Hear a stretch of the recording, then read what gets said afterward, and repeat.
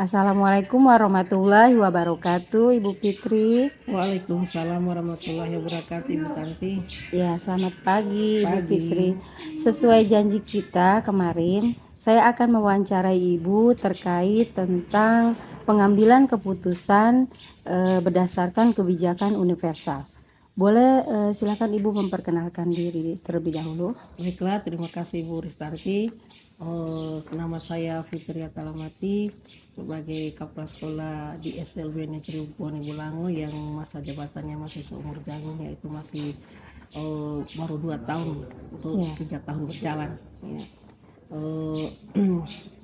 Dalam kepemimpinan selama 2 tahun ini saya merasa bersyukur ada 2 orang guru yang terpanggil menjadi calon guru penggerak di angkatan 7 ya. Ya, itu sangat berarti buat saya karena mereka ini akan menjadi motor-motor penggerak di sekolah ini, insya Allah. Ya, terima kasih Bu Fitri atas dukungannya. Saya ingin menanyakan bagaimana cara Ibu untuk mengidentifikasi sebuah permasalahan itu termasuk kategori dalam dilema etika ataupun kategori yang bujukan moral. Dalam menghadapi segala masalah yang ada di sekolah, apalagi di sekolah SLB Nurul ini dikatakanlah masalah itu banyak, apalagi pada anak-anak disabilitas. Tapi kita harus melihat dulu atau mengidentifikasi dulu pokok-pokok masalahnya itu apa, terutama buat anak-anak yang disabilitas. Ya, baiklah. Kita cari dulu apa akar permasalahannya. Ya, baiklah Ibu Fitri. Pertanyaan kedua, bagaimana Ibu caranya untuk memutuskan suatu permasalahan ketika permasalahan itu sama-sama benar, dan bagaimana cara mengambil keputusannya? Kalau permasalahan yang terjadi pada guru, itu saya akan melakukan langkah pertama Allah mengundang salah satu guru atau kedua guru yang punya masalah itu saya undang satu persatu, kemudian akan saya tanya apa permasalahannya sehingga terjadi seperti itu. Nah, artinya diidentifikasi dulu satu-satu. Ya, saya satu-satu dulu. Kalau berarti saya akan rangkum, berarti dari jawaban Ibu tadi untuk mengambil keputusan tersebut Ibu melakukan mengidentifikasi ya. Kemudian kata lain biasanya kita BAP dulu. Buat BAP. Kemudian mencari solusi ya. Dan dari beberapa solusi itu mencari yang terbaik, mana yang terbaik bagi kasus tersebut ya, terbaik bagi sekolah juga. Nah, selama ini Ibu ada langkah-langkah seperti apa, mungkin ada prosedur seperti apa yang Ibu gunakan untuk menyelesaikan masalah tersebut?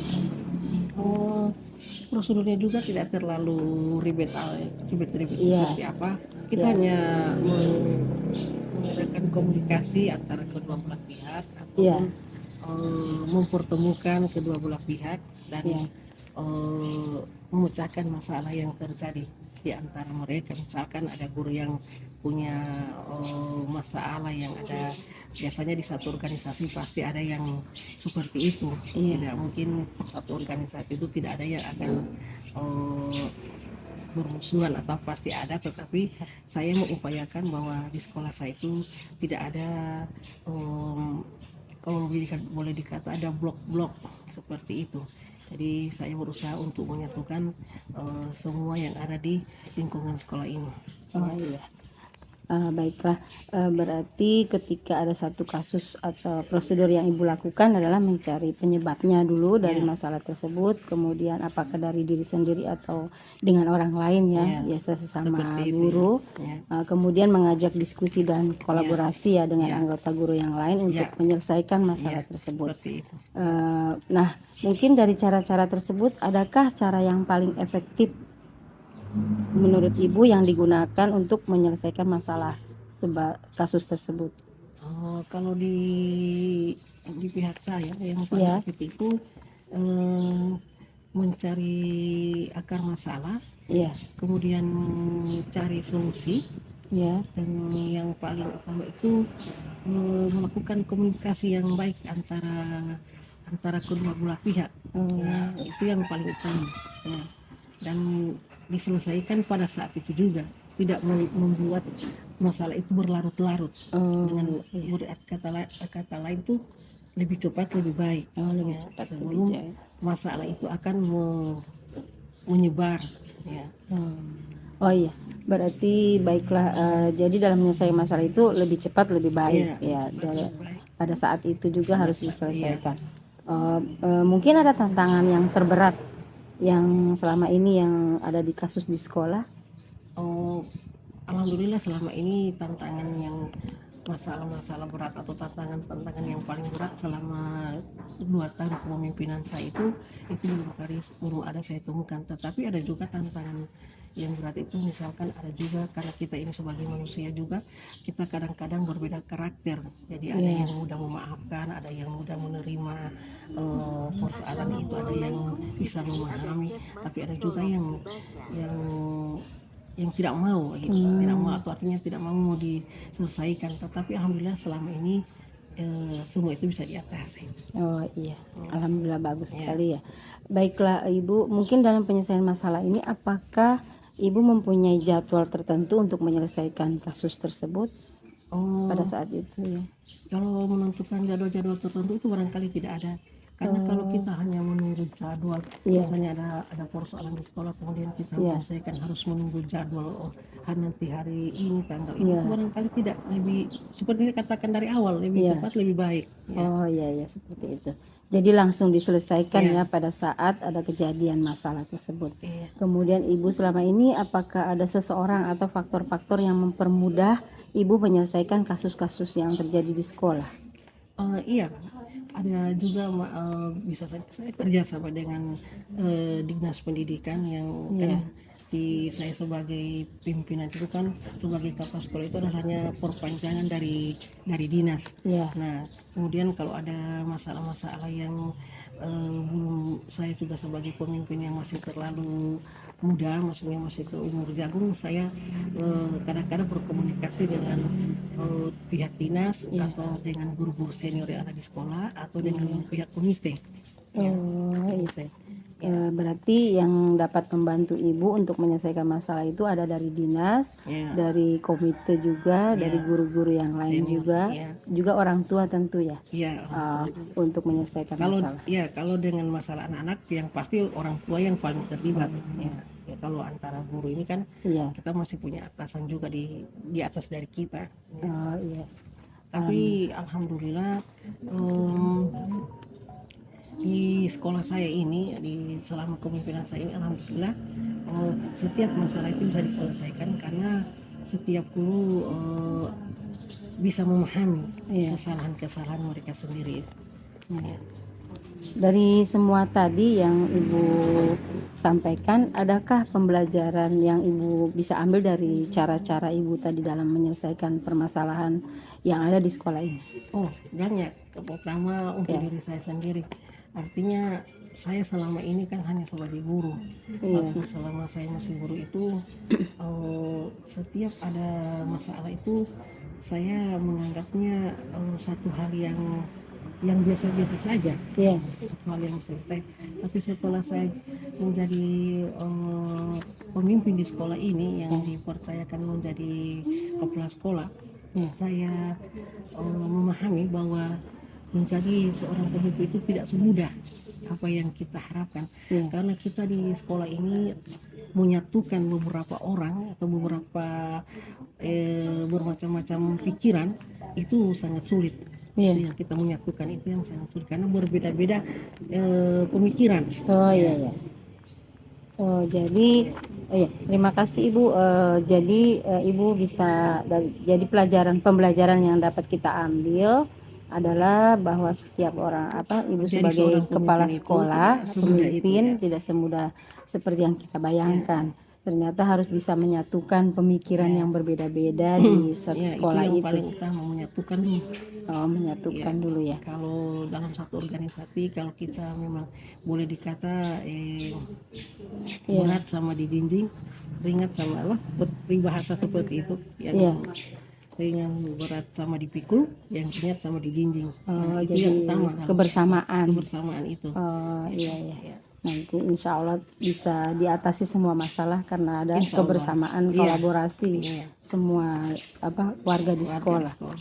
Mungkin hanya itu, mungkin wawancara saya Ibu Iya. yang saya untuk hari ini. Ya, alhamdulillah Ibu bisa ada waktu untuk saya wawancara. Saya ucapkan terima kasih, mungkin Ibu telah mendukung saya dari CGP Angkatan 7 ini. Wassalamualaikum warahmatullahi wabarakatuh. Waalaikumsalam warahmatullahi wabarakatuh.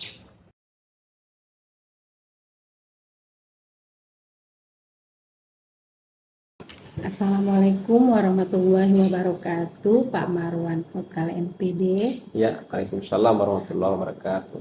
Ya, sama sesuai janji saya kemarin, Pak, saya ingin mewawancarai Bapak terkait tentang pengambilan keputusan yang berdasarkan kebijakan universal. Di situ saya ingin menanyakan tentang sebuah permasalahan itu kan Pak, biasanya dia termasuk kategori dilema etika atau kategori bujukan moral. Nah, di sini yang saya ingin tanyakan, bagaimana caranya Bapak untuk memutuskan sebuah permasalahan itu ketika permasalahan itu sama-sama benar? Bagaimana caranya mengambil keputusannya dari Bapak? Ya, memang untuk sebuah permasalahan, apakah dia menyangkut kejadian yang ada di sekolah maupun ada di lingkungan kita itu, memang dalam hal pengambilan kebijakan itu melihat sesuatu itu dari masalah yang kita lihat. Apakah dia berhubungan dengan etika ataupun berhubungan dengan moral.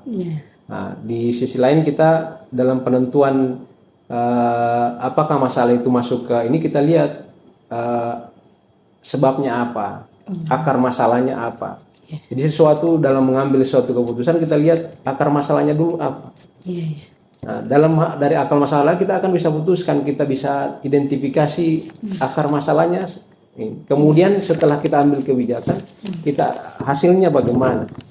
Nah, apakah dia berdampak terhadap pribadi tertentu, berdampak pada orang kelompok tertentu, atau berdampak pada orang yang banyak, sehingga kita bisa identifikasi untuk bisa apakah itu berhubungan dengan masalah yang berhubungan dengan etika maupun berhubungan dengan moral. Oh, iya.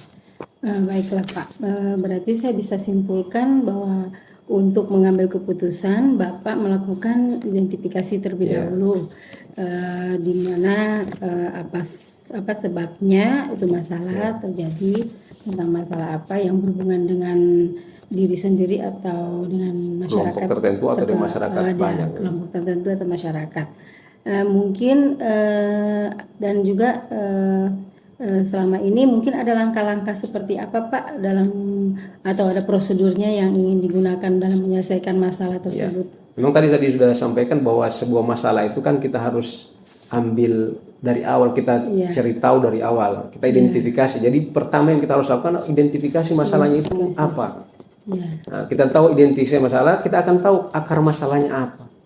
Dari akar masalah itu kita akan lanjut ke identifikasi permasalahan itu kita akan selesaikan dengan apa. Kemudian langkah yang kita selanjutnya adalah mengambil keputusan dari apa yang telah kita identifikasi tadi. Jadi kita identifikasi masalahnya, kita cari akar masalahnya, kita cari solusinya, dan memutuskan apa yang kita akan buat dengan menyelesaikan masalah itu. Bagus sekali ya Pak. Itu langkah-langkahnya ya seperti itu. Jadi pertama mengidentifikasi masalahnya apa, kemudian solusinya juga kita cari solusinya, kemudian kita lihat dampaknya terhadap keputusan yang kita ambil itu apa. Oh iya, dampaknya juga. Ketika ada satu kasus, prosedur yang Bapak lakukan adalah mencari penyebabnya juga dari masalah itu apa. Kemudian apakah ada cara-cara yang paling efektif Pak apakah ada cara-cara yang paling efektif menurut Bapak yang bisa digunakan untuk menyelesaikan masalah sebuah kasus? Ya, cara efektif adalah pada saat kita setelah mengidentifikasi satu masalah, kita dalam menentukan solusi yang kita akan ambil, kita tidak boleh mengambil solusi kita pribadi. Kita bisa mengambil solusi ini dengan pertimbangan beberapa aspek, beberapa orang, bahkan beberapa kelompok orang untuk kita pertanyakan, menyelesaikan masalah ini. Ada yang kita bisa jawab sekali saat ini, tapi ada juga yang harus kita tunda untuk memperoleh informasi dari teman-teman yang lain, sehingga pada saat saya mengambil keputusan itu tidak dari saya juga, saya mempertimbangkan ada wakasek, ada dari program-program wakil-wakil kepala sekolah, ada wali kelas, ada yang dari yayasan dan sebagainya. Itu penentuan untuk mengambil satu keputusan tidak boleh sekaligus kita ambilkan. Jadi penentuan pengambilan kebijakan itu juga ditentukan oleh orang-orang tertentu. Kenapa? Karena pada saat kita mengambil keputusan dan itu adalah keputusan bersama, maka itu adalah keputusan yang bijak karena mempertimbangkan aspek dari orang-orang tertentu. Karena apa? Karena pada saat kita mengambil keputusan dan keputusan itu berdampak luas kepada orang lain, maka yang disalahkan kita sendiri. Tapi kalau itu mempertimbangkan banyak orang, maka itu benar-benar bahwa itu keputusan yang final. Jadi ada kolaborasi sepertinya ya Pak, di situ nanti antara di sekolah itu di yayasan itu ada kolaborasi dari guru-guru yang lain, kerjasama dulu, didiskusikan seperti itu ya Pak. Mungkin ada yang satu kasus yang sulit untuk dipecahkan, seperti apa tantangannya itu ya Pak? Iya, pertama pada saat pandemi kemarin, ini sangat berat dan itu membutuhkan energi yang cukup besar untuk mengambil kebijakan itu. Di sisi tertentu, yang pertama, pada saat pandemi itu sangat berat pada saat diambil oleh sekolah adalah banyak orang tua yang berkeinginan untuk anaknya itu masuk ke sekolah untuk belajar dalam. Namun di sisi lain ada aturan yang harus kita penuhi. Pada saat kita belum ada SOP, standar operasional prosedur untuk melakukan ini, kita harus memasukkan anak-anak padahal kita tidak ada standar operasionalnya. Di sisi lain kita butuh, karena pada saat tertentu, pada saat kita masukkan anak, kita akan ada dilema. Pada saat kita masukkan anak, jangan sampai anak ini tertular atau mengalami hal ini yang cukup berat pada saat orang tua menginginkan anak masuk sekolah, tetapi di sisi lain sistem dari pemerintah, aturan dari pemerintah tidak boleh memasukkan anak-anak. Ini dilema yang cukup berat, apalagi di sisi lain ada yayasan yang mengatakan bahwa belum bisa memasukkan anak karena kondisi saat ini masih pandemi. Ini butuh kesempatan kita untuk bisa menentukan apakah kita masukkan anak atau tidak. Kemudian ada kejadian pada saat kita masuk kemarin pada tahun 2021. Pada saat itu kita ditentukan bahwa di 2021 dinyatakan bahwa setelah anak-anak masuk itu ada anak-anak yang terpapar.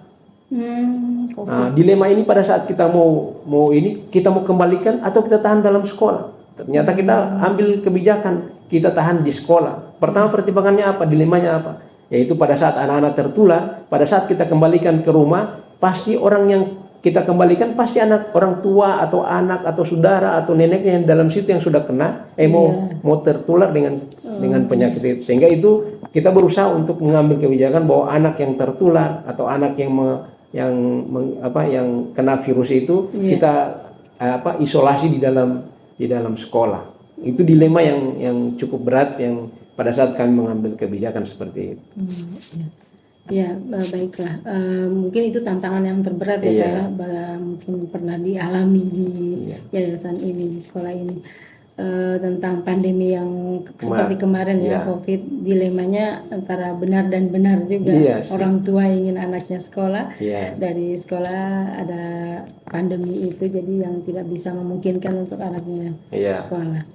Baiklah Pak. Mungkin ada jadwal tertentu Pak untuk menyelesaikan masalah atau langsung diselesaikan pada saat itu juga? Ya, dalam pengambilan keputusan ada satu masalah yang harus diambil keputusan di saat itu, dan ada juga keputusan yang harus diambil mempertimbangkan pendapat orang lain sehingga tidak harus diputuskan saat itu. Misalnya pada saat anak mengalami melakukan pelanggaran, tidak mungkin anak itu langsung kita kembalikan, tapi kita pertimbangkan karena kita di tempat ini ada orang yang anak-anaknya yang berasal dari luar daerah. Pada saat kita kembalikan hari ini mereka mau dikemanakan, sehingga mereka juga harus kita pikirkan setelah mereka dikeluarkan mereka mau kemana. Jadi kita untuk pengambilan keputusan kita harus mempertimbangkan juga hal-hal yang demikian. Berarti ada yang diselesaikan saat itu dan ada juga yang harus diselesaikan menunggu beberapa hari untuk beberapa- bisa cari solusi yang terbaik. beberapa hari yang solusi yang terbaik ya. Iya. Karena kondisi yang ada di luar daerah, ada Iya. yang di. Nah, mungkin jadi ada yang dapat membantu untuk menyelesaikan masalah itu adalah orang tua juga Iya. berpengaruh ya Pak. Yang sudah disampaikan dari semua tadi yang Bapak sampaikan tadi, adakah pembelajaran yang Bapak ambil dari cara-cara dalam menyelesaikan permasalahan yang ada di sekolah ini? Ada, bahkan saya lebih bersyukur karena apa? Karena dengan adanya permasalahan yang ada itu, kita dapat ambil kesimpulan bahwa suatu masalah dalam menjawab satu masalah bahwa penyelesaiannya bagi objek yang berbeda, pasti permasalahan yang kita hadapi juga walaupun sama tapi penyelesaiannya berbeda. Oh, berbeda ya. Jadi bisa saja satu masalah yang sama Iya. pada objek yang berbeda-beda, penyelesaian juga pasti berbeda-beda. Kan bisa saja orang tua ini misalnya anak-anak tidak mau masuk sekolah karena penyebabnya bermacam-macam. Iya. Anak-anak tidak masuk, ada 5 anak yang tidak masuk sekolah. Tapi permasalahan dari ketiga yang tidak masuk sekolah ini penyebabnya akar masalahnya kan berbeda-beda. Iya, benar. Sehingga dari hasil itu saya belajar bahwa satu masalah itu bisa saja solusinya berbeda-beda tergantung orang atau objek yang mengalami permasalahan itu. Oh, iya. Sehingga bisa saja satu masalah itu akan memiliki beberapa aspek untuk penyelesaian masalah itu. Oh ya, berarti satu masalah itu bisa solusinya berbeda-beda Berbeda. juga.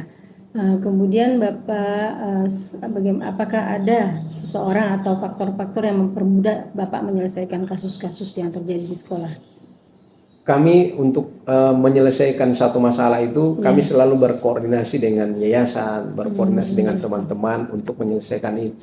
Sehingga bisa saja apa yang saya pikirkan, teman-teman lain pikirkan, setelah kita ramu, maka kita akan dapatkan bahwa itu solusi terbaik. Kenapa? Karena pada saat kita berdiskusi, kita akan dibantu oleh teman-teman wakasek-wakasek, yayasan, untuk dapat mengambil satu keputusan.